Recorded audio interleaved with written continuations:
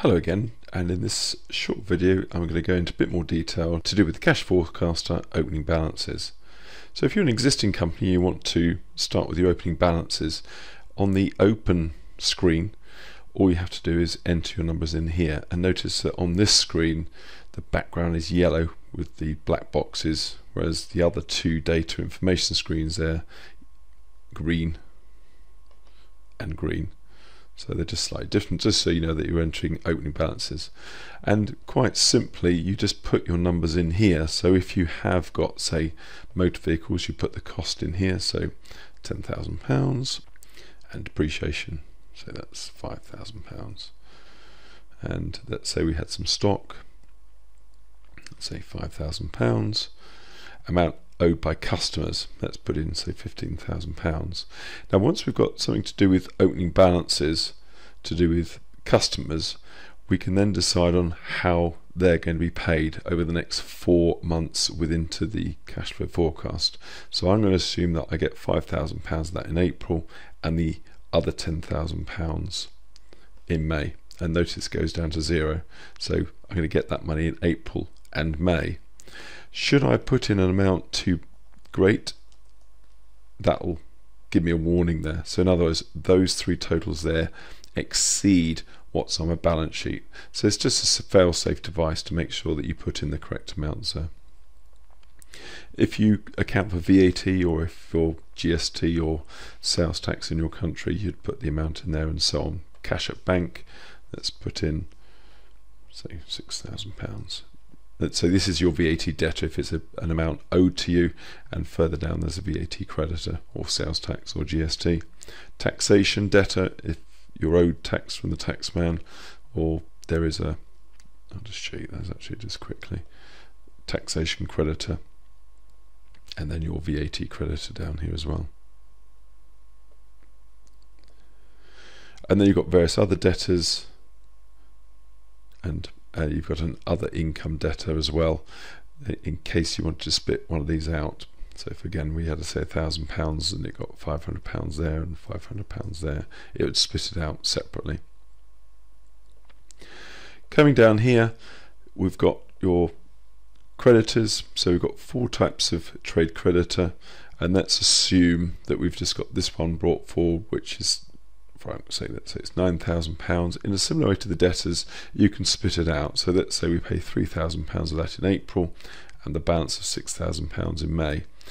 And notice that went down to zero there. So I'll just delete that again. You'll see that that will always give you the balancing figure depending on which month you put something in. So let's put 6,000 there. And again, it's got the fail-safe. So if I put in £1,000, it'll equally put in this warning that that's the wrong amount in there. So it's pretty straightforward really.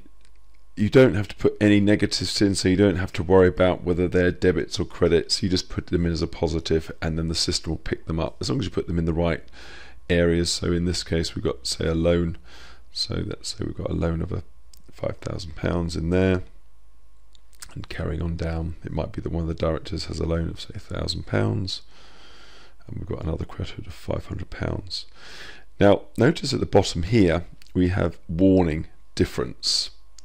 I'm going to just leave that for a second, and then all our reports, if I go to the profit loss account, if I've got an opening balance difference, it'll have a warning at all my reports. So if you look at there, warning difference, and on my balance sheet, so all my balance sheets will have a difference on them, but it'll have a warning there.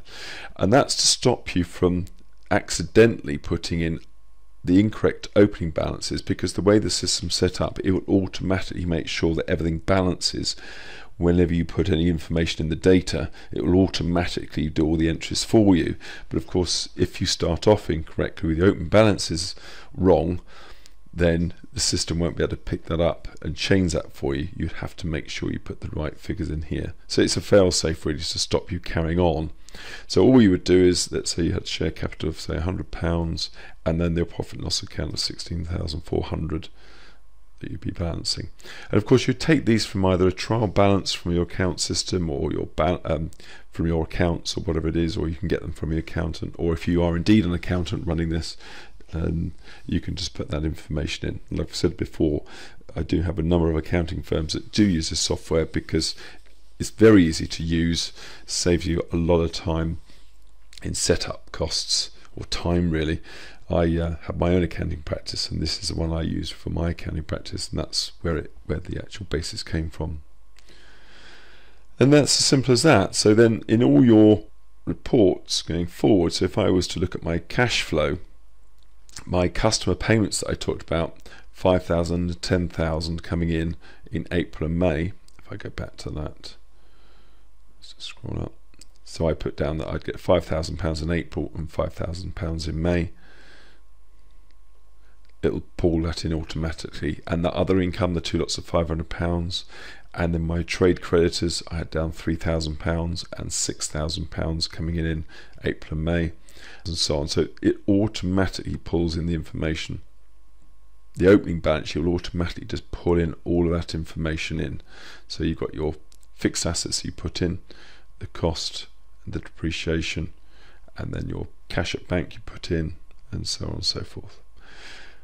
While I'm just having a look at that, you'll see there's a lot of gaps in here, and this is the same for all reports, but I'll just show you on this one because this is the most meaningful out of all the reports based on the information I put in. And you've got a very simple macro in there, and if I do a control and then press the N, it'll quickly summarize it, so it'll get rid of all the blanks. But if I wanted to then show it again, I'll just control S and it would show those all again. And that's the same for all the reports prior to printing.